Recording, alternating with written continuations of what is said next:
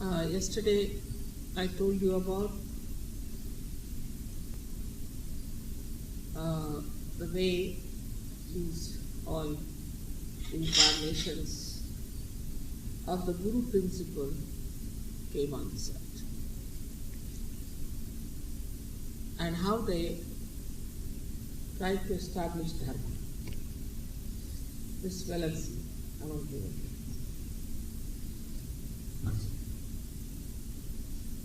As you know that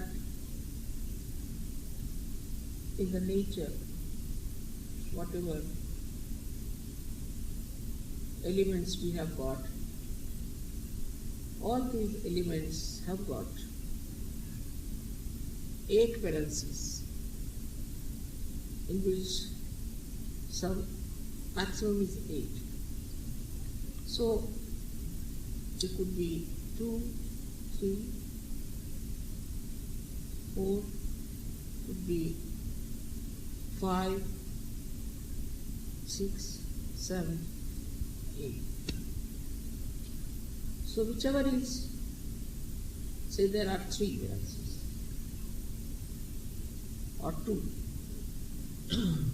Then the 2 valencies, because they are less, they combine with others. If they are more than 4, supposing they are 5, so they have 3 places. So they attract others which are the 3.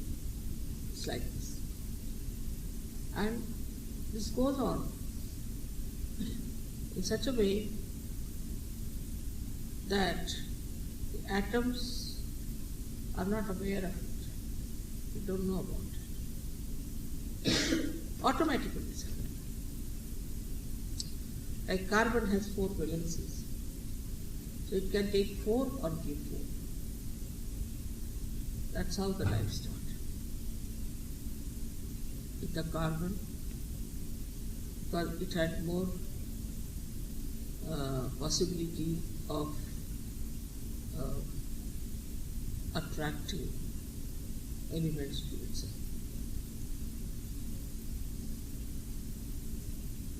But all the things that are dead are not aware about the divinity of our dharma. Their dharmas are built in. So if you take, say, oxygen, it will behave like oxygen. If you take hydrogen, it will behave like hydrogen. They don't change, but they are not aware. They do not have awareness. Then comes the animal stage where they have 9 wheels. These also, their dharmas are determined by Sadashiva. That's why he is called as Pashupati. He is the Lord of all animals. So a serpent will be a serpent, tiger will be a tiger. Cannot be that tiger can behave like serpent, serpent can behave like tiger, or a wolf can behave like a bird. They all have built-in within themselves their dharmas. Of course they know that they can fly, they can see, they can smell, they can make out, they have got magnet within themselves, they have directions. Because how can the birds fly all the way from Siberia to Australia if they didn't have a sense of some direction? They have magnet within them and they know how to act according to the magnet. They have a sense, another sense which we can call, which you don't have. Say there are birds in Japan, when there's going to be an earthquake, they can hear. They know. And if these birds all disappear, then you know that this earthquake is going. Or else there are some birds, another kind, like, in Noah's Ark, he sent a dove outside and ultimately he found her. that there is water has receded and the leaves have come because you brought one leaf of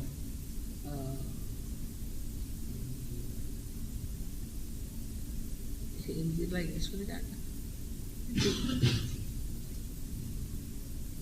So this is how, see, but this can only be done by dough. Any other, supposing you use a crow to move it. So all their dharmas are built in themselves. And they are bound by those dharmas. They have to be bound. Then human beings were given the freedom. So we are not bound by any dharma.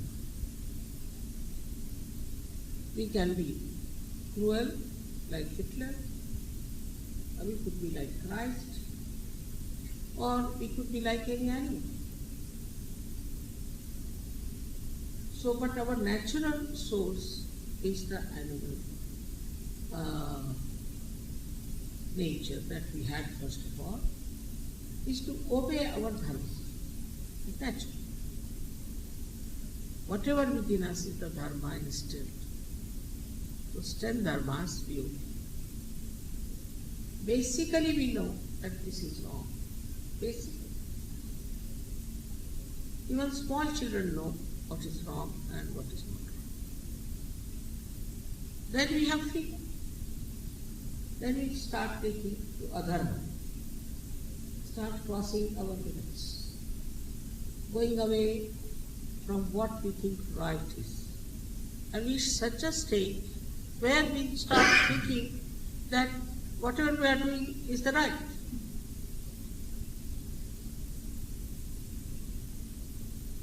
That's why these gurus came and brought you your dharma.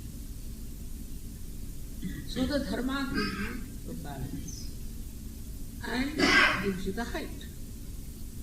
Supposing you have some wheat and you spread it. It spreads all over. There's no height. But to put it in a gunny bag, it heights. In the same way, when you have dharma, you get the depth of your life. You become a deeper personality. And from this dharma, once you become dharmic, then only you start seeing that there is something beyond you. But if you are adharmic, then you think this is best, fun, good, nice life, why give up this? And you go on gradually disappearing from human value system to subhuman value system. It can be animal system, it can be devil system, it can be Buddhist system, it can be any system. That's what it is. So there are many dharmas built in within us, which are 10, basically 10 dharmas. And these 10 dharmas are like 10 commandments within us. They are taught to us as commandments. But actually they are for our benevolence by which we develop our dharma. But once you develop your dharma in the center, then your dharma extends to everything. Money, power, to your family, to your society, to your country, to the whole world. You start thinking, that's bad. What is my dharma now? What should I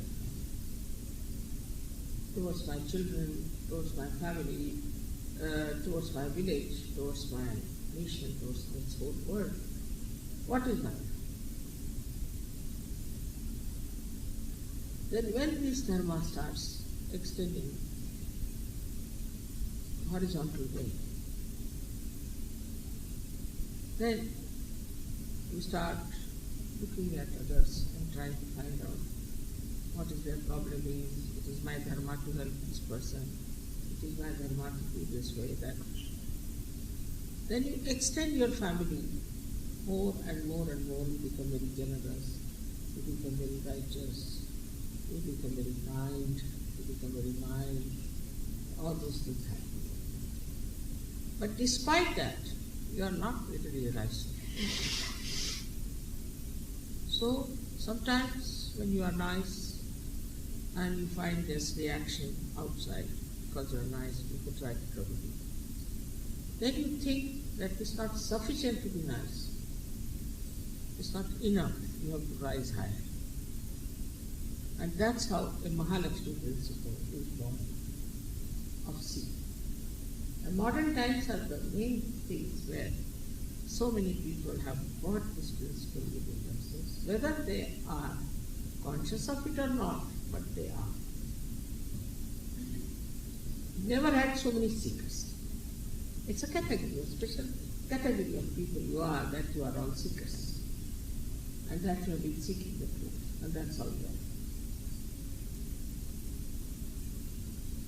And once you are seeking the truth, then you try to understand that you have to seek something higher. But if you are not already dharmic, then while seeking there are problems, conflicts. Your mind also can fight with you. Your liver can fight with you. Anything can fight with you in your body. Suppose you have spoiled your liver, then it will fight with you when you are rising. If there's something wrong with you, say your father's side, mother's side, anything, it will fight. But still, if the urge is deep and intense, you can rise. Everybody has to rise. Whether you are a king or a queen or a servant or anything, everybody has to rise and everybody can rise. But everybody will not. This is the problem. Everybody will not rise. This is a big problem we have. And that's why we shouldn't worry about those who do not want to rise. We should worry only about people who want to rise and who want to ascend. So today, I have already told you about the incarnation of the goddess at the heart level.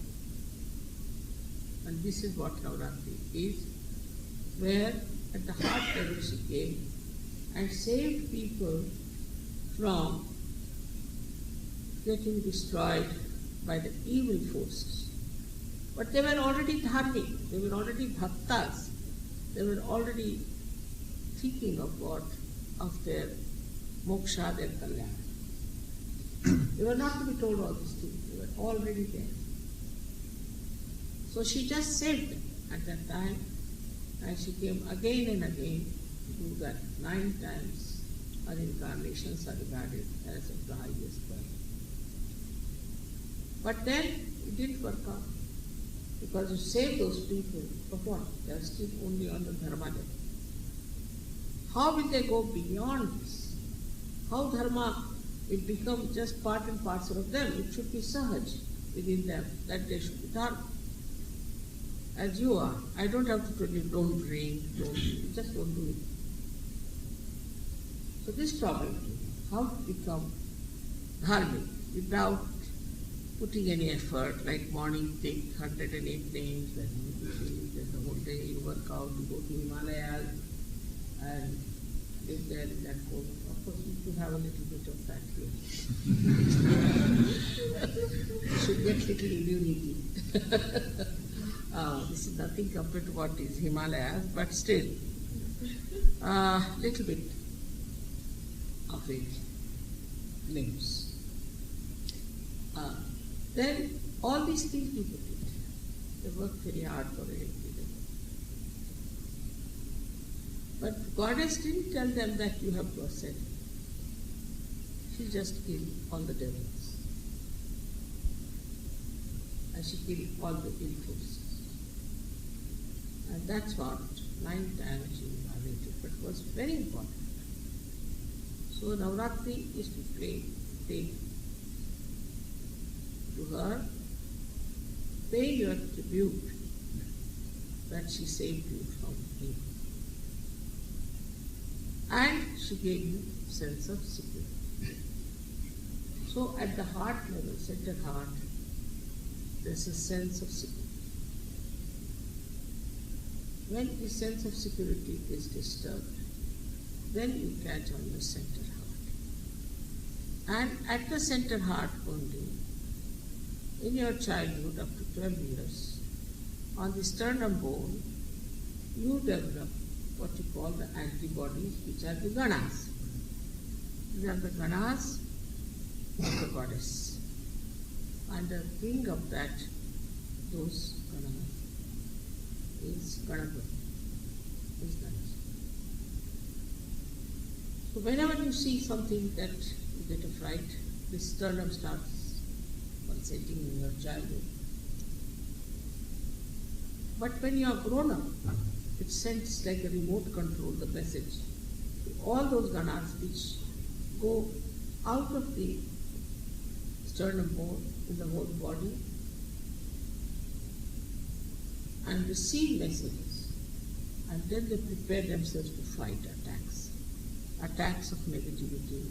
Same as a cancer which is coming up, that is a kind of a virus they fight. They try to fight all kinds of things. All the negativity they try to fight. They have to fight the negativity of the left side, not the right side.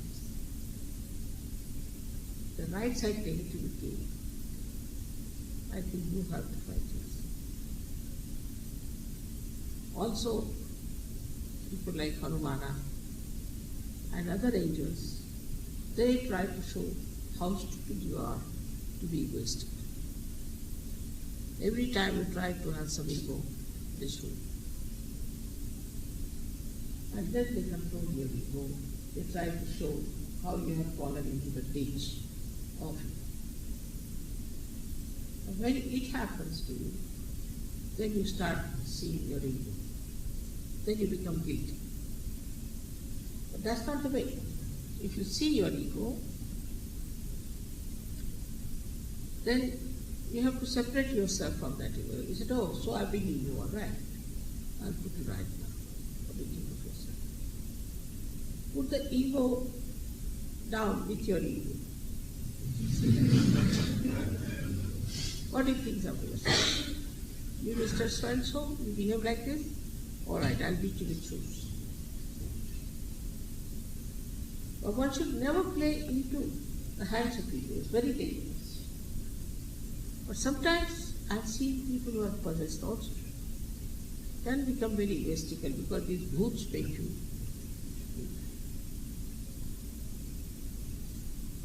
And then it's very dangerous. You never feel you are doing anything wrong. Just start doing wrong, aggressing others. You never know that you are aggressive. But if you oppose also these bhoots, they trouble you, body you give you pain. But if you accept them, they trouble others. The person who has ego never feels the pain himself, but others feel it, and they know very difficult person. But he thinks, I don't do anything wrong. How I people say I'm difficult. So this is how it is working out within us, that we can see our ego because now we have become the spirit. So whatever we see like a window, now we can see through the window what is outside. And we can really expel our ego and our conditionings very nicely if we try to do it. So at this stage, the Mahalakshmi principle started, and the first incarnation of the Mahalakshmi, as you may know, has come as Sita. Because Maryada Purushottama, he was the one who was full of Maryadas. His wife, she came as the first incarnation of Mahalakshmi on this earth. So we have today a film on Ramayana. If you want, if you are not feeling very sleepy, you can see it, and you can see how she behaved. You have some problem in the right heart, I think. It's possible. How is your father? My father. All right. At the moment he cannot see at his one eye. At the moment he can't see from one eye, Srimadaji. You can't see. From one eye, he's blind. Left eye. The right eye. The right eye. Right eye, you can't see. He has drank a lot. Right eye he can't see at all. Since 2 weeks, he cannot see out his right eye. It happened suddenly after sleep, and he couldn't see out of his eye Where is he? at home.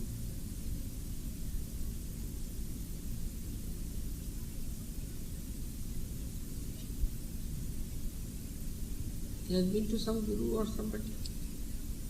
No, but he has drunk a lot. Huh? Drinking, Shamaji. He was drinking much alcohol. Drinking. But I have been to a guru. You have been. Yeah. Which one?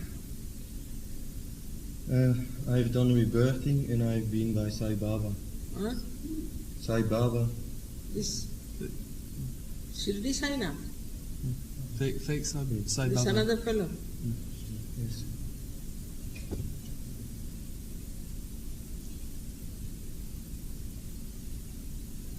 He was one of the devils killed by the goddess. And he was Mahishasura. The whole song, Mahishasura Mardini, is on that. But your father must be having diabetes, I'm sure.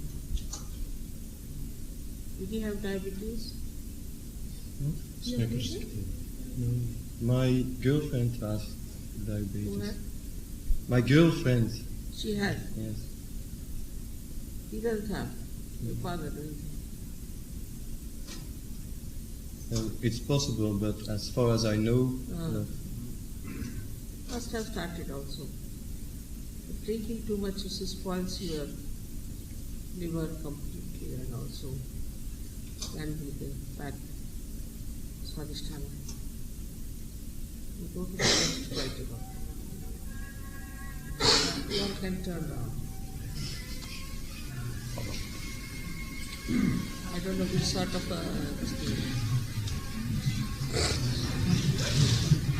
Mama is going through the jungle.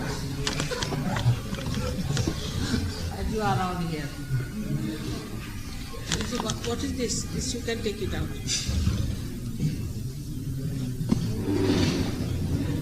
You can just dismantle. Very, very, very old picture. Very old one. You must have seen this one.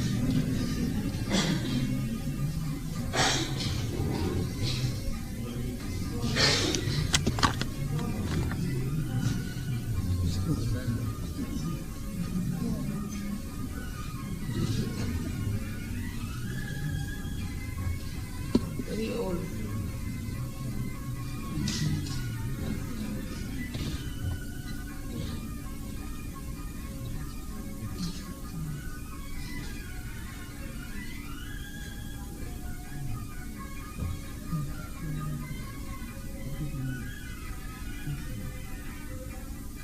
See, you are putting the other way now, right?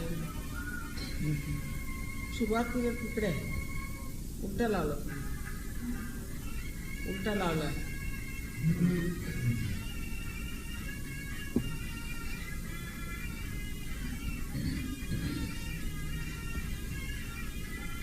हे काय बघू बरं बसा बघू.